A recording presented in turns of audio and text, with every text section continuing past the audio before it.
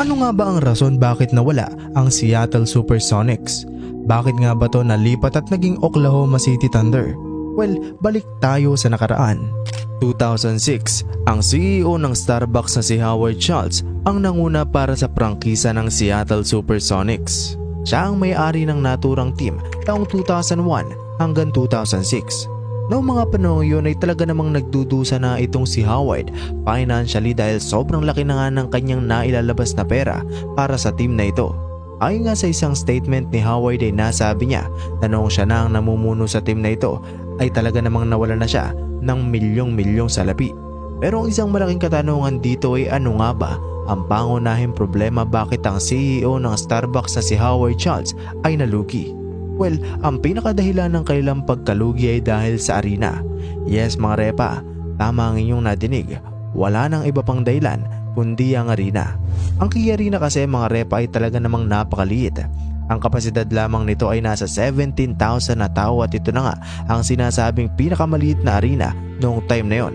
Bukod pa doon ay hindi rin advance ang mga nakapaloob na teknolohiya sa Key Arena. Well, gumagawa naman ng paraan ng Schultz Ownership Group nang sa gayon ay mapanatili pa rin nila ang team. Balak pa nga nilang palakihin ang arena at padagdagan ng mga modernong teknolohiya nang sa gayon ay makapag-attract pa sila ng mga fans na gustong manood ng laro. Sa kasamaang palad, ito ay nagkakahalaga ng higit sa $200 million at gusto niya sana na ang publiko ang magbayad dito. Nangangahulugan lamang na babayaran ito gamit ang buwis ng publiko na nasasakupan ng Seattle. Karaniwan kasi mga repa, kung ang isang team owner ay gustong papondohan ng isang proyekto gamit ang buwis ng publiko ay talaga namang napakakomplikado. Well, to cut the long story short, ang Schultz Ownership Group ay hindi na umabot sa agreement para sa syudad ng Seattle. Hindi sila pinayagan na pondohan ng publiko ang kanilang arena. Kaya naman wala nang choice itong si Howard kundi ibenta ang team. Ayon nga sa ilang artikulo online ay merong kondisyon ng pagbebenta niya sa Seattle Supersonics. Well, ano nga ba ang kanyang kondisyon? Ang kanyang kondisyon ay dapat manatili ang Sonics sa Seattle. Nangangahulugan lamang na hindi dapat ito malipat sa ibang syudad. At dito ko na nga ipapakilala ang lalaking nagngangalang Clay Bennett. Siya ang leader at isa sa owner ng professional basketball club na matatagpuan sa... Yes, alam ko alam niyo na, sa Oklahoma City.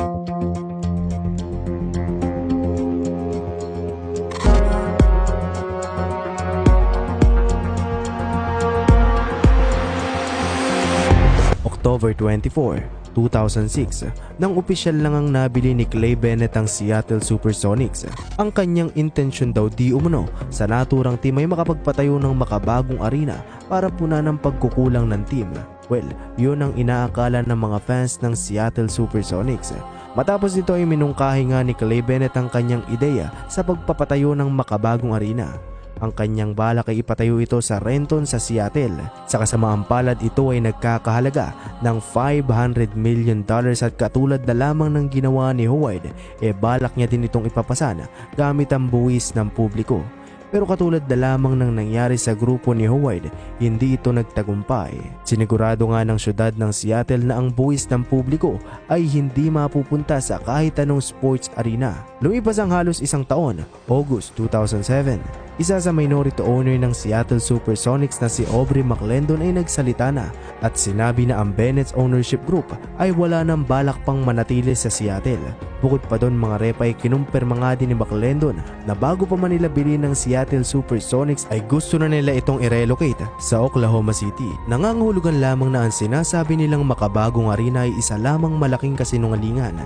Dahil unang-una ay alam nila na malabo naman talagang pondohan ng syudad ng Seattle ang makabagong arena. Ngayon naman ay idedetalye ko sa inyo ang buong plano ng Bennett's Ownership Group para sa team ng Seattle Supersonics. August 28, 2005, sinalanta ng bagyong Katrina ang New Orleans. Noong mga panahong iyon, ang New Orleans ay napilitan ngang lumipat sa Oklahoma City para makapaglaro para sa kanilang home games. Lingid sa kaalaman ng marami ay tinawag nga itong New Orleans Hornets bilang New Orleans/Oklahoma City Hornets ng 2 season. At noong mga panahong iyon ay talaga namang dinadagsa ng mga fans ang bawat laro sa Oklahoma City.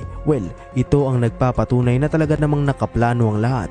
Dahil nangyari ang bagyong Katrina taong 2005, Nakita ni Bennett ang potensyal ng syudad at nasiguro niya na malaki talaga ang kanyang kikitain kung sakaling magkaroon ng team sa Oklahoma City. Kaya naman taong 2006 ay agara na nga niyang binili ang team ng Seattle Supersonics.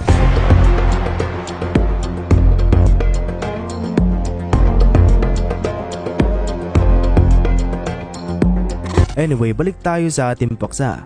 Matapos ngang magsalita ni Aubrey McClendon ay kinumpirma na nga din ng Bennett's ownership group na ang Sonics ay ililipat na sa Oklahoma City after ma-expire ng Key Arena sa darating na 2010. Gayunpaman ay si Bennett ay wala nang balak pang patagalin nito. Hindi niya na kaya pang hintayin ng 2010 kaya naman wala nang pag-aatubili. Nagdesisyon na itong si Bennett na mag-file ng mga papeles nang sa gayon ay matanggal na ang kontratang nakabalandra para sa kanyang team. Dahil unang-una ang Bennett's ownership group at ang syudad ng Seattle ay hindi naman umabot sa agreement patungkol sa buwis ng publiko. Nangangahulugan lamang na ang kanilang balak na makabagong arena ay lumipas na at wala ng progreso.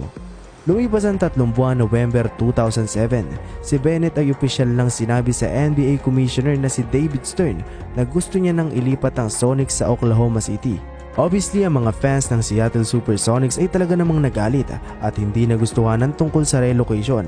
Nadama ng mga fans na ang grupo ni Clay Bennett ay nagsinungaling at nanloko at yun na nga din ang naging dahilan para magdemanda ang syudad ng Seattle kontra kay Bennett at sa grupo nito. Ang goal ng naturang kaso ay mapanatili ang team hanggang 2010. Hindi ko na idedetalye sa inyo mga repa kung ano nga ba ang kasong naganap. Basically, ang dalawang partido ay nagkaroon ng kasunduan. Ang kanilang kasunduan ay dapat magbayad ang partido ni Bennett ng $45 million para sa syudad ng Seattle at additional na $30 million dahil hindi makakakuha ng kapalit na kupunan ang syudad ng Seattle ng 5 taon.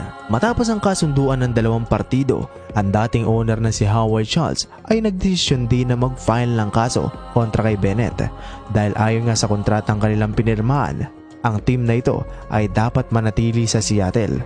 Naniniwala din itong si Howard na hindi ginampan ng mabuti ni Bennett na masaayos at mapaganda ang team.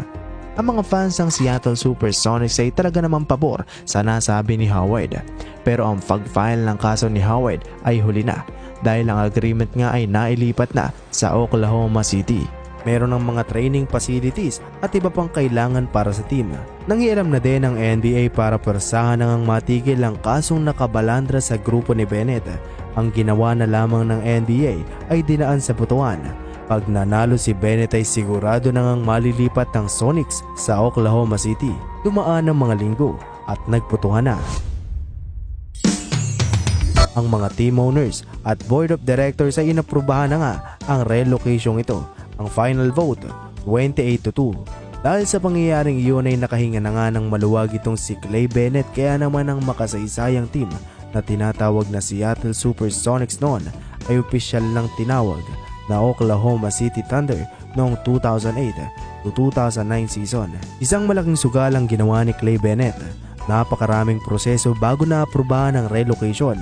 Marami ding nagalit, especially ang mga fans na talaga namang sumusuporta sa Seattle Supersonics. Pero ang lahat ay isa na lamang kasaysayan.